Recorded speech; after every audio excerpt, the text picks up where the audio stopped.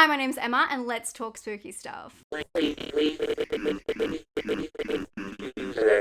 a killer cast including Isabel Fuhrman, Rory Culkin, and Stephanie Scott, the last thing Mary saw is a dark, dreamy piece which will transport you to another time. But is the feeling of dread enough? The film is slow-moving and felt more like a dark, dreamy fable than a cohesive film. But sometimes that's a good thing. Written and directed by Eduardo Vidalili, the film takes place in winter of 1843. And it starts with a young woman being interrogated at gunpoint with blood dripping down underneath her blindfold as she recites the Lord's Prayer. We go back to the start and follow Stephanie Scott, who plays Mary, a troubled young woman who is living with her family who are punishing their maid Eleanor, although they refer to this punishment as correcting. So when an opportunity appears for Mary and Eleanor to change the course of their life, they lean in. But not all lives are just, and of course, there are deadly consequences. The film plays out as a storybook, wrapping or even warping into itself. Included in this gothic feature are chapters. But although structured into acts, this film isn't afraid to prolong torturous scenes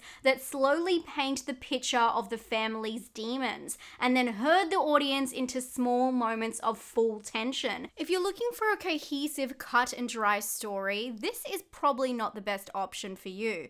But if you're after something a little bit different, a slower tale that provides a poetic story of unjust with strong undertones of dread, this is it. The film has a haunting soundscape capturing the wind that makes the house feel cold and isolated. The music is beautiful. Flutes in heightened moments play the repetitive score that feels both eerie and sinister. There is a subtle humming at moments. Sometimes the characters even take over the score themselves. Overall, it's a heightened experience because of the music alone. It adds depth to what would have been a dry and cold film. The last thing Mary saw feels purposely claustrophobic, with the shadow depth of field, minimal lighting, and the whole film being contained to one location. Just like the women Eleanor and Mary in the story, it feels like there is no escape. They can only see as far as the candlelight shows them, and they feel trapped in their circumstances. The stylization works really well with the core themes of this story. That includes Rory Culkin's makeup and wardrobe, which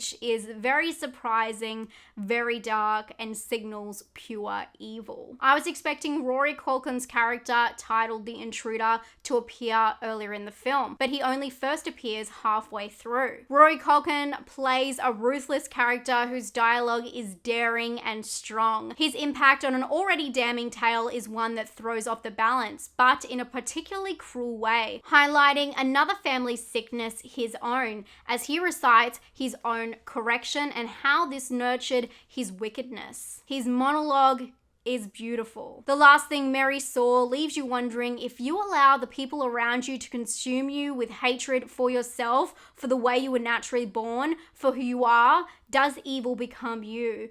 Although this film is strange, ambiguous, and leaves a lot of loose endings, its message is painfully clear. Sometimes hell is living the way that they want you to, afraid to be yourself, and even more so, thinking that you are an abomination. It's all about being trapped by fear and weakness that is fed to you until you believe it. But even more than that, the film ties into itself and reveals another truth, one of revenge, betrayal, and sealed fate. It's a layered story that plays out slowly, but under analysis, it has an extremely strong and important message. But it's possibly told in a way that for some may be too scattered and strung out, and it may drop tension for some viewers. But for me, its stillness was part of its stylization. It's not a fast-paced, slick film. It's a damned period piece. You have to be in the right mind frame for a film like this, because its hopelessness is all-consuming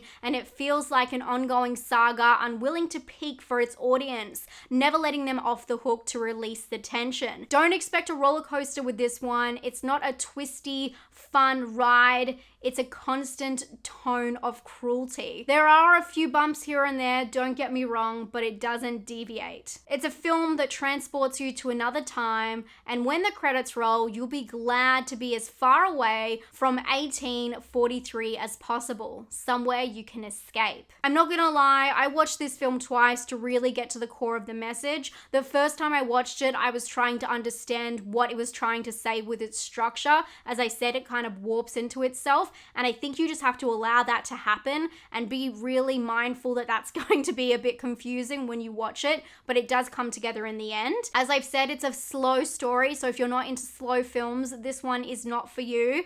But the second time I watched it, I was able to really understand the meanings and the messages behind everything, because at the start I was just so kind of hypnotized by the stylization and understanding where the story was going. And that can be a good thing or a bad thing for some people. I know some people really think you should only have to watch a film once to understand all of it, but I do like a layered film every once in a while and going through that and really analyzing it. It's very rare that I do that before I do a review, because usually I like to give my initial thoughts off the bat, because I know that people are looking to watch a film just once and want to know whether it's for them or not. This one is a little bit more complicated. If you're into period, folk drama, horror, definitely check it out and let me know what you think down below. I would love to hear your opinions. I'm going to give this one a personal score of 7.